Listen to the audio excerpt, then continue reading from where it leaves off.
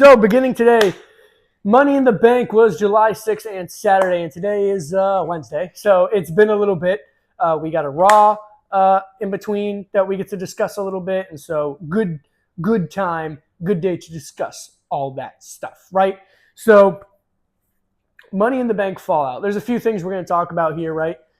Mainly the conversation I want to have is surrounding Drew McIntyre, CM Punk, Seth Rollins, and the World Heavyweight Championship, because they kind of intertwined here. And so here's what happened. Money in the Bank opened up with the men's Money in the Bank ladder match, and WWE heavily promoted Jey Uso winning this thing.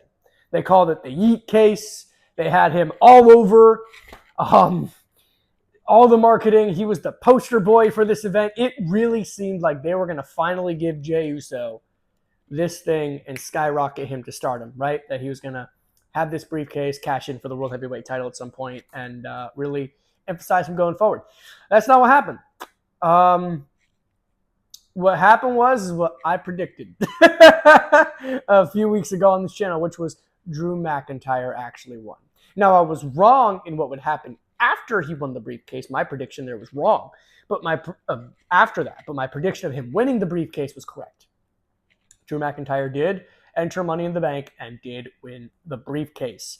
Now, ties in back to later that evening. He made his promise, right, a few weeks ago on Raw before Money in the Bank, that he would cash in that same night and become World Heavyweight Champion. Now, here's what I thought was going to happen. Then we'll talk about what actually happened. What I thought was going to happen was Drew McIntyre was going to cash in that night, or backtrack. What I thought was going to happen is Drew McIntyre was going to cash in at SummerSlam and become World Heavyweight Champion. And then CM Punk would screw him over down the line. Or what I thought was going to happen is Drew McIntyre was going to cash in that night, become World Heavyweight Champion, and CM Punk was going to screw him at SummerSlam. That didn't happen. Drew McIntyre did cash in that night at Money in the Bank in the match, making it a triple threat between Seth Rollins, Drew McIntyre, and Damian Priest. However, CM Punk, this man, came to screw him over again. And we're going to get into why this is interesting in just a minute. But what happened was CM Punk beat the ever-loving shit out of McIntyre, right? Hits him with the chair like a bazillion times, chokes him with the camera cord, just starts killing this dude. And then he hits him with the World Heavyweight title, throws him in the ring, leaves him for dead for Damian Priest to hit the choke slam and pin him. But CM Punk didn't just screw over McIntyre here, because the stipulation was if Seth Rollins loses, he can no longer challenge for the championship as long as Damian Priest is champion, to which Punk got involved, messed with McIntyre, which in turn allowed Priest to win, which now CM Punk has officially screwed Seth Rollins, which they had a conversation about that on Raw. So Rollins said some words to CM Punk after that at Money in the Bank. Fast forward, we're going to come back to Money in the Bank, but fast forward to Monday Night Raw, where Seth Rollins and CM Punk had a little promo battle going, where Punk tried to apologize, says, I can't really apologize because it's you, and I hate you, Mr. Rollins. So now Seth Rollins is officially back into the CM Punk and Drew McIntyre feud. And I got to say, we're gonna reel it back to Money in the Bank for a minute here. I got to say, I agree with this decision now. I didn't agree with it right when it happened. Right when it happened, I was a little bit upset. I was a little bit angry. I was like, I can't believe they used the briefcase for this. This feud already had heat. It didn't need more heat. We could have gave it to Jey Uso. We should have gave it to Jey Uso. After seeing what happened with Rollins on Raw, I think this was the best way to reintroduce Seth Rollins to this feud, because that was the original plan, was Punk Rollins. And now, because the feud has so much heat between Punk and McIntyre, and it makes sense that Punk screwed over Rollins in his pursuit to get back at Drew, it makes sense that this match no longer needs the belt. They are successful, and now they can keep everything with Punk, Rollins, and McIntyre separate from the World Heavyweight Championship. And it makes sense. And it feels like a big deal, and it no longer needs the belt. beforehand, I think Punk and Rollins would have been, it kind of needed the belt. Yes, there was some personal stuff there, like before WrestleMania, but I think that that main event needed the belt for that story. I think it enhanced the story. Now, I don't think the belt makes a difference in the story. Sure, a championship will always elevate the stakes of the story, right? But in this case, there is so much bad blood and personal animosity between these three people now that it doesn't need the title. The title does not. The title is not the reason Seth Rollins wants to fight Punk. It is not the reason Drew and Punk want to fight each other at all. Well, Punk screwing Drew out of the title is why Drew want to fight Punk, but they don't need the championship there for it. None of them really, except for Rollins, right, who always will want to be in the championship picture, but his beef with Punk isn't for the title. They don't need it anymore for that feud. They did a good job kind of pulling the challenge with the three-way, the triple threat, was pulling Seth Rollins out of that title thing, because he's been world heavyweight champion for so long, and B, that's been part of his like whole purpose and his whole character on Raw is his pursuit of getting this title back and being this champion and being this workhorse. It was okay. How do we reignite the Punk feud, right? While he's feuding with Drew and still pull Rollins out of that world heavyweight title opportunity, because they're obviously leaning towards putting it on Gunther, which we're going to talk about in a minute now. So they did a successful job with that. Now, the world heavyweight title. Let's talk about it. There is no world where Gunther does not beat Priest at SummerSlam. I just don't think it's going to happen. If Priest beats Gunther at SummerSlam, I don't know when we put this belt on Gunther then. I don't. Because if the goal is to make Gunther world champion and you made him win King of the Ring and made him feel like this big deal, you don't make him lose at SummerSlam, which is your second biggest pay-per-view of the year. You put this thing on him now. And I think now is the time, because clearly the Judgment Day is going through some quarrels with Finn Balor and him being angry with Priest and stuff like that. So I think you can do a thing now where you can use that device to cause a distraction, have Gunther win the belt that way if you want to kind of protect Priest, and then you can start this feud with Priest. And if you want to even make Priest a champion still or whatever, maybe he finds a tag partner. I don't know who he can find a tag partner in, someone new for the Judgment Day or whoever that new group is going to be, probably with like Rhea, Damian, and somebody else, and he can go after the tag belts because Finn Balor and JD McDonough are tag champions. So you can do that, and you can start a Judgment Day Civil War, and that could be its own story, and Damian doesn't need the belt necessarily for that.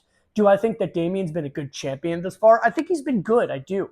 I think that his matches have been entertaining. I think he knows his character well. I think he does a great job. But I do think that they want a general, no pun intended, of a champion and somebody who can really dominate that role. And they have the babyface champion of Cody Rhodes, right? And they're clearly, obviously turning Damian Priest face. They're making him a good guy. So I think it is time at SummerSlam to take that belt off him. You take that belt off him and you give it to Gunther and you do the Judgment Day Civil War, which is a story in its own right. And if you really want to put some gold on Priest, give him a partner, find a tag partner, develop that story out, and make him go after the tag belts and win. And that's his Judgment Day retribution, right? I think that's what you do. I think that's probably the better plan to do for Damian Priest right now. And then you make him champion again down the line, because I did think he did a good job. And I do think he could do another good job down the line. But they're clearly going for Gunther playing that role. Now, who does Gunther feud with post winning the World Heavyweight Championship? I think he needs to run through people until WrestleMania and maybe even win there. I think you need to make Gunther like this big time deal. So who do you give him for his first opponent? Well, he already beat Priest at SummerSlam, right? So maybe you give him Seth Rollins again and he goes through Seth Rollins, right? Or something like that. Or maybe we give him, I don't know, who's someone Gunther can make an example of. I don't want to say Jey Uso, because I think Jey Uso's lost enough. I really don't want him to lose any more matches, really. Plus, I think we're going to get into it in a minute. I think Jey Uso is going to go back and feud with the Bloodline. But maybe you do something like, maybe, I know Cena, obviously going back to Money in the Bank for a minute, Cena made his retirement speech. We'll get into that for a minute. Maybe Gunther makes an example out of him to start, and you do Gunther and Cena. I think that'd be a great match. There's plenty of things we can do, and we'll have to make a whole separate thing for Gunther's title predictions and stuff like that going forward. But that's what I think is going to happen at SummerSlam. Now, going back to Money in the Bank, I want to talk about two things. One, Cena's retirement. Two, I also want to talk about everything with the bloodline. So, Cena's retirement. If you don't know me, John Cena was my hero growing up as a kid. I mean, like when I was bar mitzvahed, I came out to his entrance music at my bar mitzvah. He was the first wrestler I liked as a kid. His never give up mantra stuck with me forever for everything I've ever done. He's my idol. So to hear him at Money in the Bank when he came out with that "the last time is now" towel and "the last time is now" shirt, that was emotional for me because, I mean, that guy's been my hero for well over a decade now. So it's an emotional thing. It's a cool thing. It's an amazing thing. And I think there's a lot of cool stories they can tell. Again, I think honestly, maybe what you do to make Cena climb the ladder on the way back up is you make him fail one more time before he starts becoming successful. And or maybe what you do is you give Cena the belt at WrestleMania against Gunther, and he becomes a 17-time world champion, and he wins the World Heavyweight Championship. Not a bad idea. You could build a Cena and Gunther feud. Whole different video for a whole different day. Just spitballing now, but that's something you can do there. But that's the whole thing with Cena. Now let's talk about the bloodline. Just genius stuff all around. This whole Bloodline 2.0 is just so good. The way they destroyed Paul Heyman before Money in the Bank, and obviously Roman Reigns is going to come back, and they're building to that. Having Solo pin Cody, and I predicted this to my mom before it happened, such a good move. And I'll tell you, a lot of people disagree with the whole Solo Cody for the main event of SummerSlam. Oh, Solo can't main event SummerSlam with Cody. Yes, he can. And I'll tell you why he can. Obviously, there's going to be shenanigans involved, and I think the shenanigans involved is we're not building towards Solo as WWE champion. That's not the overarching big picture story we're trying to tell. We are trying to tell a sort of Bloodline Civil War, or Bloodline 1.0 versus Bloodline 2.0. I mentioned earlier Jey Uso and how I think he's going to go back into this Bloodline story to where when Roman comes back, I think it's going to be a reuniting of Roman, Jimmy, and Jey versus the new Bloodline. Now, obviously, the new Bloodline has 4 members, while that would only have 3. So maybe you do something where you get Sami Zayn involved, or even maybe if Cody does a little side quest and he joins Roman, people would go crazy. Imagine that. Cody Rhodes and Roman Reigns teaming up. Or maybe The Rock teams up with Roman Reigns and Jimmy and Jey, and they do that feud, and it turns out all along Rock was pulling the strings behind everything, and that's how we lead to Rock versus Roman at WrestleMania. A whole bunch of routes they can go to, right? We can do speculation all day long.